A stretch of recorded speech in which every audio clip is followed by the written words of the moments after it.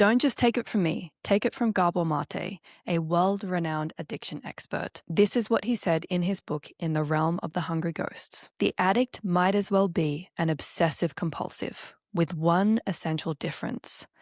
Unlike the addict, the person with OCD does not anticipate his compulsive activity with any pleasure. Far from craving it, as the addict does, he regards it as unpleasant and distressing. How do most of us feel when we engage in picking, pulling, or biting? While there is a lot of emotional distress there and physical distress, there is also a craving, a desire, there's a soothing feeling, there's a release, there is even potentially a bit of enjoyment in the behavior, mixed in with all the messiness. For many people, chronic skin picking, hair pulling, and nail biting are not OCD.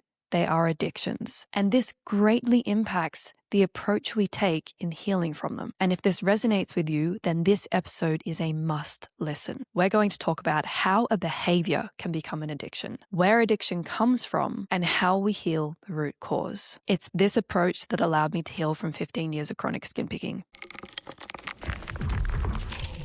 You are listening to episode 115 of Beyond Skin Picking and Hair Pulling, the place to be if you want to learn how to address the root cause of why you pick, pull, or bite at your body. My name is Rafaela Marie. I'm your host. I've healed from 15 years of chronic skin picking through addressing the root cause and treating it like an addiction. And I've been helping other people like you to heal as I did for the past 3 years. And I share everything I know with you on this podcast. And I want to invite you to a really special opportunity, an opportunity to share with me your story so that you can feel deeply seen, heard, and understood the way you never have before. Not only that, but I will give you my insight and guidance into what you can do right now to start healing in a practical and tangible way. I've already had many of these calls over the past few weeks with people in this community, and it is just so incredible. Firstly, to be able to give you the support that you so deeply deserve, because I know how it is to feel lost and stuck with this behavior, but also to be able to meet you, my listeners. If you want to get access to this really incredible opportunity, you can go ahead and click on the link in the show notes. I really look forward to hearing your story. I first really need to get this off my chest because I actually already recorded this episode yesterday, but the audio didn't work. So I'm back here again the next morning doing it all again. And if you've been listening to this podcast long enough, you know this isn't the first time this has happened, but it has been a long time since I've made this kind of mistake. Regardless, I know the content of this episode is so powerful, and now I've already gotten to practice sharing it with you once. This time around, it's going to be even better. And where I want to start with you is the 4 C's of addiction.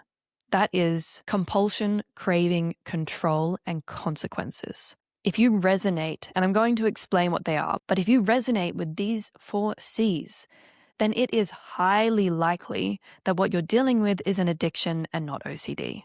Compulsion can be seen as the irresistible urge or desire to engage in a behavior or substance, but we're talking about behaviors right now, so we're going to focus on behavior. The craving feeling is like there's a vital need you're not filling. It's that deep pull inside of your chest or your stomach that is so hard to say no to. It's like you're starving or dying of thirst and you have a glass of water in front of you or a meal sitting in front of you. It's your body telling you, I need this. And it's almost painful to resist. Then there is control, or better understood in this context, the loss of control and the consequences. This is one I believe we can all relate to. You keep doing it despite the consequences. Now, I want to reiterate, some of this might sound like OCD, but the difference is that people who engage in an OCD behavior get no sense of soothing from the behavior. There is no enjoyment at any point in the behavior. The most they might feel is a release, but there is no feel-good feeling. And this is why the recommended treatments such as CBT, cognitive behavioral therapy, or habit reversal don't seem to work. While for some, it may truly be OCD, for many, it's actually an addiction. And you've been falling through the cracks of ill-fitting treatment and blaming yourself for being a hopelessly broken human being. It's not your fault. And in fact, your brain is working exactly as it should. What do I mean by that?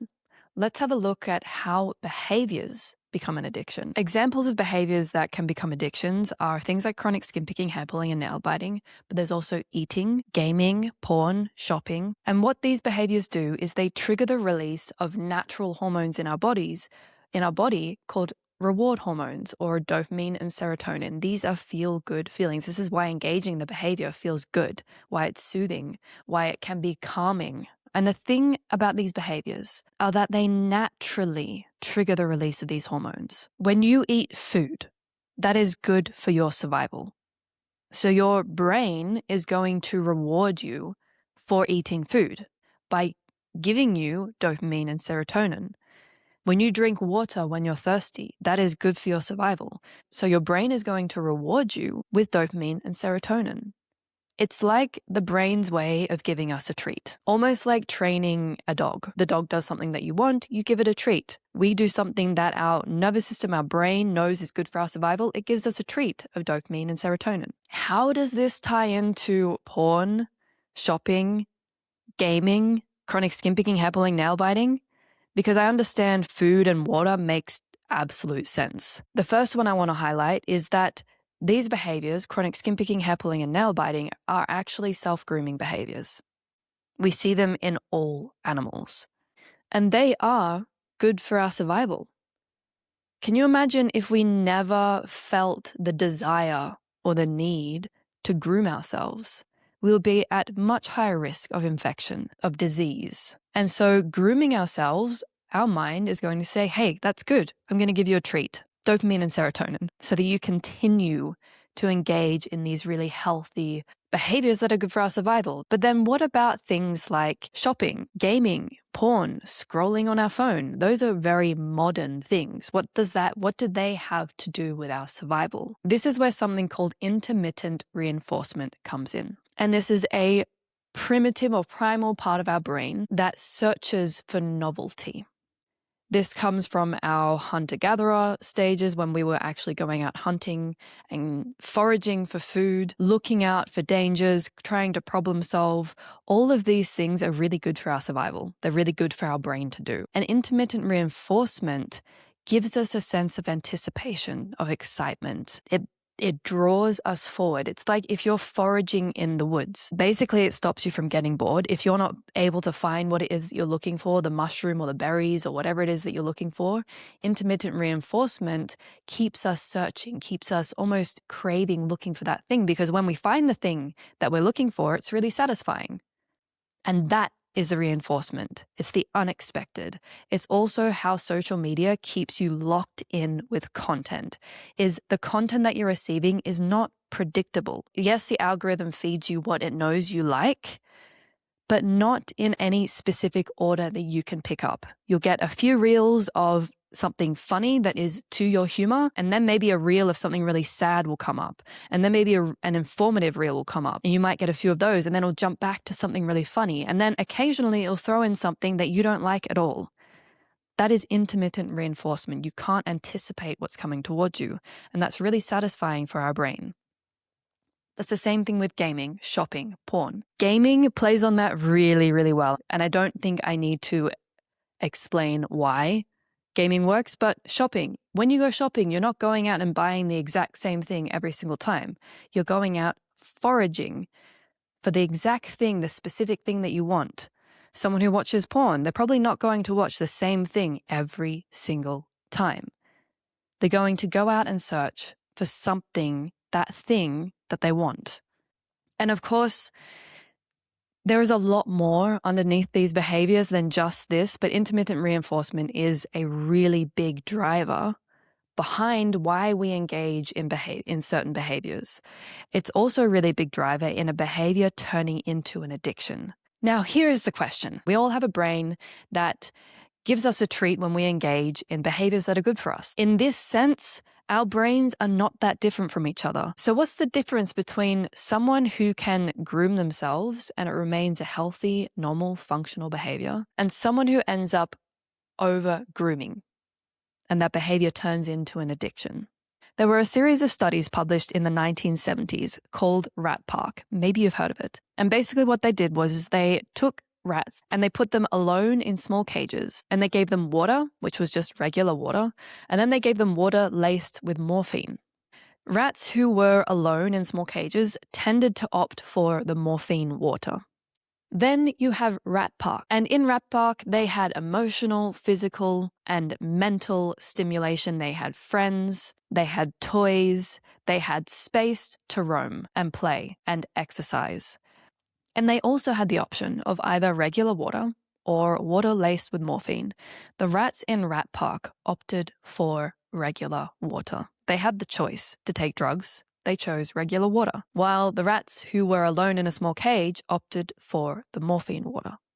Interestingly, the rats who had already been consuming morphine water, so probably already were developing an addiction towards that drug, when they were taken out of isolation and placed into Rat Park, they began drinking the regular water. They chose to drink the regular water. This has given us a great insight into one of the factors that greatly contributes to addiction, and that's our environment. And when we apply this to humans, we don't just apply it to the present moment, we apply it to the experiences we've had throughout our whole life, especially in childhood. When we are emotionally, physically, and mentally fulfilled, when we are connected, when we are not in a state of neglect, we will not seek out addiction, because addiction is there to essentially help us to soothe the neglect that we're experiencing on an emotional, physical, mental level. This is why one of Gabor Mate's absolute most famous quotes is, "The question is not why the addiction, but why the pain." And so if we look at your life and look at your childhood, if you've had a really rough upbringing, it might be really easy for you to relate to this and see, oh yeah, that makes sense. It was a really rough time growing up. There was a lot of pain that I experienced that I have not yet processed. And so of course your brain has to find a way to cope with that. And it has these really great hormones that make us feel okay, dopamine and serotonin. And we already have behaviors that naturally trigger those hormones. And so we are naturally your brain is naturally going to do this. It's going to find a way to help you feel okay when you are living in an environment that doesn't support that itself. And so we will latch onto a behavior that we subconsciously learn we can use to give us that treat whenever we need some soothing, some calming, whenever we need to escape, whenever things just get too much or feel too much, or the pain gets too big. This is a way that we can just feel okay and get a break, even if it's for a brief moment. Now, if you're thinking, yeah, but my childhood was pretty great, my parents love me, my life is pretty great right now, I don't know why I should be struggling. Every human being has a need to feel seen, heard, and understood. Because when we feel seen, heard, and understood, we feel safe. And when we feel safe, we feel loved. And so I wonder if there are any situations where you didn't feel seen, where you didn't feel heard, where you felt misunderstood, and you were left alone with that. You didn't feel like you had someone you could talk to about that. You didn't have someone that you felt would actually listen or understand. And also ask yourself, how were your parents with regulating and managing their own emotions? Were they able to talk about them, share them with you? Were they able to help you work through the difficult emotions that came up for you? Or were they more about just pushing through, just getting on with life, just using some willpower, just get over it? Did they bottle up all their emotions and keep everything to themselves and never really showed how they felt? Or were there big explosions sometimes and then everything got swept under the rug? You don't need to blame your parents to see where they were struggling themselves. And if they struggled with their own emotions, they couldn't have helped you with yours, which would have created either big moments or many small moments of not feeling seen or understood or heard, not feeling connected, not feeling safe to be yourself, to be vulnerable, which impacts our capacity to love ourselves and to feel loved. And this creates pain. This creates inner turmoil. This creates a need for us to self-soothe in in other ways, because feeling safe, feeling seen, heard, understood, feeling loved, feeling safe, they are inherently soothing and calming. When we are in that space, that is where everything feels okay. But when we don't have that space, then we need to try and create it for ourselves. And we create a pseudo sense of safety through these behaviors that trigger dopamine and serotonin. It's not the real thing, but it's better than nothing.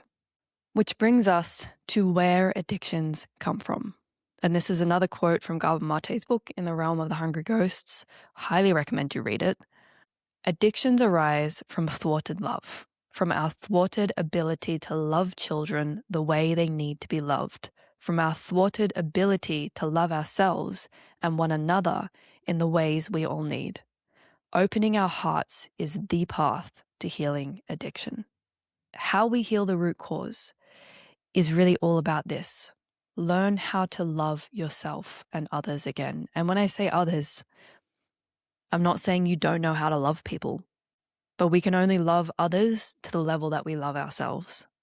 We can only truly embrace other people and truly deeply connect heart to heart with other people on the level we can connect with ourselves. And through my own healing journey and through my reading and research over the past 5 years, and helping people like you to heal over the past 3 years, there's 3 things I've learned that make all the difference, that allow us to open up our hearts again, that allow us to love again, love ourselves again.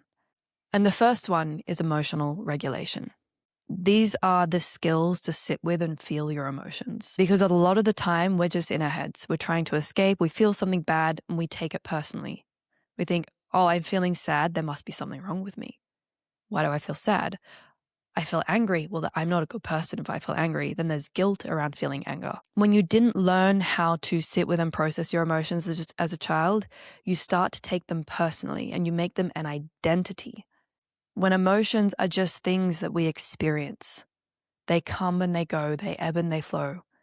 They're not supposed to sit and stay inside your body constantly. But when we identify and we become an emotion and say, well, this is who I am. I feel angry, therefore I'm a bad person. I feel sad, therefore there's something wrong with me. I feel anxiety, therefore I am an anxious person. You are not an anxious person. You are a person who experiences anxiety. You are a person who feels anxiety. And yeah, maybe you feel it a lot more than others, but it's the identification with the emotion that is part of the reason why it's staying trapped inside your body. Because if we become the thing that we're struggling with, then how are we supposed to let it go if we are that thing? It's like, I am a human being. I can't stop being a human being. I can't let go of being a human being. I am a human being. It's just fixed. It's how I came into this world.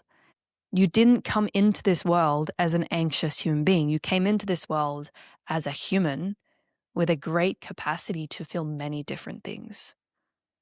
Emotions are a language, not an identity. There is so much more. Don't shrink your world into this one small existence of, I am this and I am not this. I feel this, therefore I am. I pick my skin, therefore I am a skin picker. The things that you struggle with, stop identifying with them. Even just in your language and the way you speak about them, stop saying, I am a skin picker. Say, there's a part of me that really struggles with chronic skin picking. I feel a lot of anxiety sometimes, or a lot of the time. There's a part of me that is really anxious. Not, I am an anxious person. I am an angry person. I am a happy person. I am a loving person. Because you're not all the time. You're a loving person, but you're not always loving, and that's okay. You're a happy person, but you're not always happy. And you are an anxious person, but you're not always anxious. So therefore, you can't be an anxious person because you also experience other emotions. So that's the first thing. The first skill, the first thing we want to learn is emotional regulation, how to sit with and feel emotion, to let them go, stop taking them so personally, stop identifying them, stop identifying with them, because then you can start to access who you truly are as a person. Then there is emotional safety. And emotional safety is trusting yourself to be kind, compassionate, and curious rather than critical and judgmental of yourself. And if there is one thing that has starkly stood out to me inside this community, is that pretty much everyone, either you now or you used to, have a really loud inner critic. You can, if you know that you can expect criticism and judgment from someone if you make a mistake, you're not going to trust that person too much. You're not going to want to come to them with mistakes or when you're imperfect or with struggles. If you think that person, if you're pretty sure that person is going to be mean to you about it, you're not going to trust them. We're also not going to trust ourselves. We're not going to have emotional safety with ourselves. So we really want to learn how to build compassion and kindness and get curious for ourselves rather than being so fucking mean all the time. Then there is connection to our authentic self.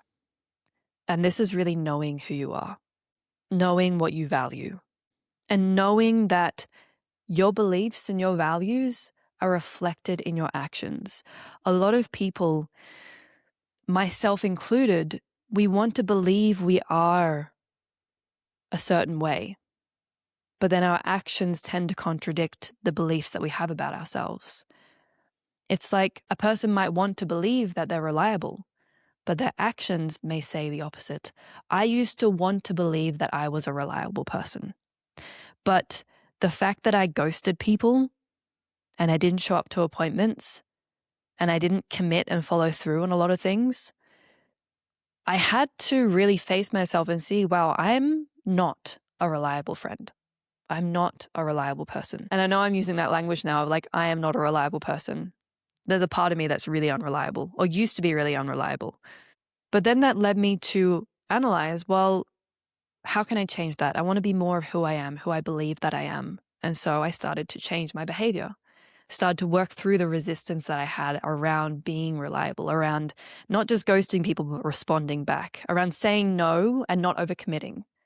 And this then also builds trust in ourselves. The difference between how I feel inside myself and how I felt inside myself 10 years ago is just worlds apart. I am so grounded and calm and sure of myself. In difficult situations, I know where to find me. I know I can rely on me to always come back to me, even if I have moments where I lose myself a little bit. I can find that strong ground inside myself, and I can make hard decisions and have hard conversations and not spiral and think, ooh, have I just fucked up bad, and second guess myself and doubt myself. And I just want to give you something to reflect on, just to really see the power and the simplicity of this approach to healing. When we have a loud inner critic, being inside our own mind can be a harsh place to be. It doesn't feel welcoming or comforting or loving. It doesn't feel like we can come home to ourselves and just relax, because there is a constant pressure to do more, or be less. There's a constant feeling of, I'm not there yet. I've got to try harder. I can't relax now. There's this underlying sense of urgency or anxiety or fear or just this heaviness. And when that is our internal experience, no wonder you found a way to escape. No wonder you escaped into skin picking or hair pulling or nail biting. No wonder your mind learned to use the chemicals of dopamine and serotonin to soothe that experience, because you can't actually escape yourself. You can't just take a holiday from your own mind. We try to, but eventually it all comes back. And so now just imagine how it would be, what difference it would make to your life if your internal experience most of the time was nice, was loving, was forgiving, was understanding and compassionate and kind, was gentle and encouraging and motivating. Even on a bad day, you knew that you could rely on yourself to be kind to you. What if your internal experience felt like home most of the time? What difference would that make to your life? What difference would that make to other people in your life? How would that change how you behave and how you speak and how you interact with others and interact with yourself? Opening our hearts is the path to healing addiction, and learning emotional regulation, cultivating emotional safety, and connecting deeply to yourself is how we open our hearts. This is the core of the work that I do with myself and with those that I work with. And also the core of the motivation behind this podcast is to draw you into this place of listening to your heart, listening to your intuition, doing things that allow you to open your heart. Because that is how we heal. And this is why I believe that you can heal without even meeting you. I believe that you can, because even if you maybe feel like, or a part of you feels like, I don't deserve to be loved or to feel loved. I'm not there yet. I'm not good enough yet. You're wrong. I know you're wrong, and I know you are deserving. And it's okay if you can't fully accept that right now, or you don't fully believe me. But there is a part of you that does agree with me. And maybe you're noticing that. Maybe you're noticing just a little part of you agrees. Because that is who you are at your core. And who you are at your core knows that you're worthy of good things. Despite how messy you are, despite your mistakes, despite your imperfections. And if you would like more support in your healing journey, make sure you book in the call to share your story with me so that I can share with you my insights and guidance. And if you are looking for further support and looking to join one of my programs or work one-on-one with me, then that option is there for you too. I wholeheartedly believe that you can heal. And it starts and it never ends with opening your heart. If you enjoyed this episode, make sure you hit like and subscribe. Leave a comment down below about what came up for you. I love to hear your thoughts and get your feedback. Thank you so much for hanging out with me, and I look forward to seeing you next week for the next episode of Beyond Skin Picking and Hair Pulling.